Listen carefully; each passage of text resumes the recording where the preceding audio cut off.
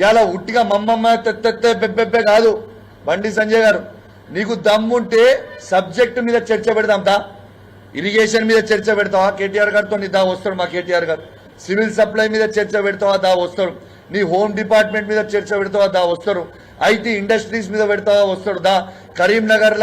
కరీంనగర్ పట్టణంలో ఇలా కేటీఆర్ గారు ఎంత, కమలాకర్ గారు ఎంత అభివృద్ధి చేసిండా దాని మీద చర్చ పెడదామా? దా వస్తాం చూద్దాం దా. ఇవన్నిటి మీద చర్చ పెట్టండి. మీరు సబ్జెక్టు మాట్లాడండి. తప్పితే మీరు సబ్జెక్టు మాట్లాడకుండా మెమ్మెమ్మే తెత్తెత్తే పెబ్బెబ్బే అంటే కలవదు బండి సంజయ్ గారు. మీరు నోటికి వచ్చినట్టు కేటీఆర్ గారి మీద మాట్లాడితే మేము కూడా నోటికి వచ్చినట్టు కంటే మాట్లాడగలుగుతాం, నీకంటే ఎక్కువ మాట్లాడగలుగుతాం. నోటికి వచ్చినట్టు నీకంటే ఎక్కువ మాకు కూడా మాటలు వస్తాయి. ఇలా కేసీఆర్ గారిని పట్టుకొని ఒక కేసీఆర్ కొడుకు అయితే ఏం మాటలు అవి? మాకు అన్నిక రాదా? నువ్వు మీ తల్లిదండ్రులకి అని మేము అన్నిక రాదా? మేము అనము. మాకు అనాల్సిన అవసరం మాకు లేదు. మాకు సంస్కారం ఉంది కాబట్టి. అసలు మీరు బాధ్యత గల హోమ్ మినిస్టర్ కాదా? ఇక్కడ నోటికి వచ్చినట్టు మాట్లాడతారు, ఇష్టం ఉన్నట్టు వచ్చి మాట్లాడతారు. అసలు ప్రజల గురించి మీరు చేసింది ఏంటిది? ఈ 10 సంవత్సరాల ఇలా కరీంనగర్ పట్టణానికి మీరు పార్లమెంట్ సభ్యులుగా ఉన్నారు. ఏం చేసినావు చెప్పు. టీఆర్ఎస్ పార్టీ ఏం చేసిందో నిలబెట్టి చెప్తాడు మా కమలాకర్ అన్న. రాండి చర్చకు వస్తారా? కమలాకర్ ఏం చేసిరో. ఇలా కరీంనగర్లో పట్టణంలో ప్రతి రోడ్ వేసింది కేసీఆర్ గారు, కమలాకర్ అన్న, వినోద్ అన్న. ఇలా స్మార్ట్ సిటీ గురించి మీరు గొప్పగా చెప్తున్నారు. స్మార్ట్ సిటీలో మీ కాంట్రిబ్యూషన్ ఏంది?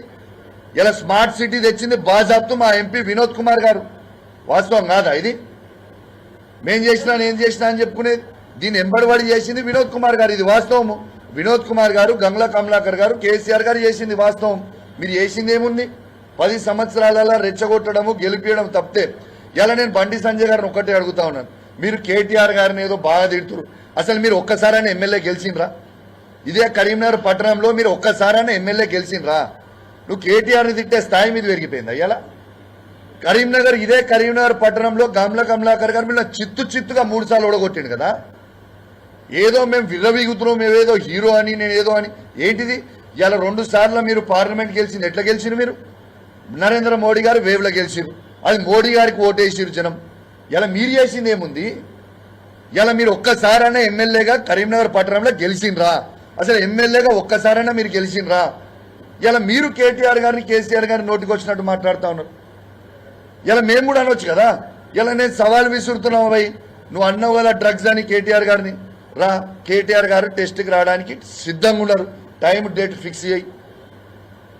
ఇలా నువ్వు, బండి సంజయ్ గారు, రేవంత్ రెడ్డి గారు, కేటీఆర్ గారు ముగ్గురు పోయి ఇలా డ్రగ్స్ టెస్ట్ ఇద్దాం దాండి.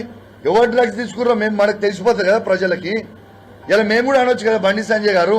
ఇలా తంబాకు తినుకుంటూ దాంట్లో డ్రగ్స్ మిక్స్ చేసుకొని తంబాకు తింటేనే మీకు ఎంటికలా నూసిపోయిన సైడ్ ఎఫెక్ట్కి గుండు అందుకే అయినరని నేను కూడా అనుకుంటున్నాను.